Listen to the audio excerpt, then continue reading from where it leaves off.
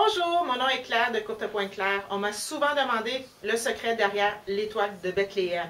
Je vais commencer par dire que l'étoile de Bethléem, ce n'est pas dans les premières courtes pointes que l'on fait. Il ne faut pas avoir froid aux yeux, il faut avoir une précision dans la coupe, une précision dans le quart de pouce et beaucoup de patience parce qu'on travaille énormément sur le biais. Ceci étant dit, le secret, c'est tailler, selon votre patron bien entendu, quelle grandeur qu'il vous faut, mais tailler des bandes très droites. On va aller marquer le 45 degrés au début pour aligner, coudre toutes les bandes ensemble avec un angle de 45 degrés. Une fois qu'on a cousu nos bandes ensemble, toujours avec l'angle de 45 degrés bien préservé, on va aller tailler nos bandes et ça va nous donner tout de suite les losanges déjà toutes préassemblées ensemble. On va bien entendu faire selon la séquence de couleurs choisie. Donc, habituellement, 3 différents codes couleurs pour nous faire toutes les bandes pour faire l'étoile de Bethléem.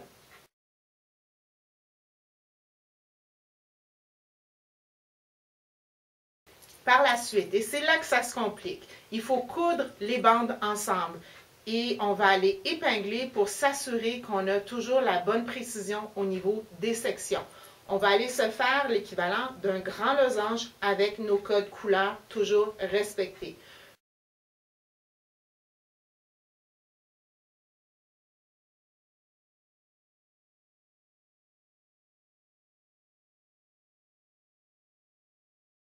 Une fois que nos losanges, nos gros losanges sont faits, on va les coudre ensemble, mais 2 par 2. Donc ici, on a une section de 2 losanges et on va aller coudre notre carré à ces 2 losanges-là. Et c'est là que ça se complique parce que le carré est sur le droit fil alors que le losange est sur le biais. Donc il faut bien épingler et aussi partir du centre, du creux de la pointe pour s'en aller vers l'extérieur sans rien étirer, bien entendu.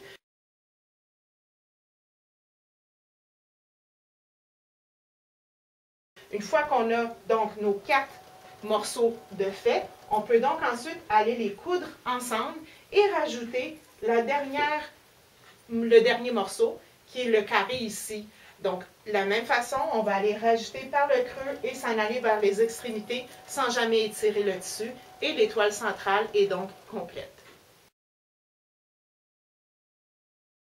Et si vous avez réussi à faire la première étoile avec les carrés tous les côtés bien installés, n'hésitez pas à rajouter une autre série de losanges qui auront été faits pour faire tout le contour, pour agrandir votre pièce aisément.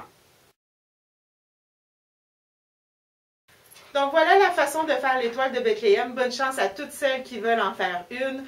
Et si vous avez besoin d'aide pour choisir les tissus pour avoir l'impact visuel désiré, prenez un rendez-vous avec moi en quelques minutes. Je peux vous faire avec mon logiciel l'étoile de Bethléem avec vos tissus, le positionnement de vos couleurs pour avoir le meilleur impact. Ça va un petit peu plus vite que découper les morceaux de tissu pour les faire soi-même à la maison. Merci et bonne chance!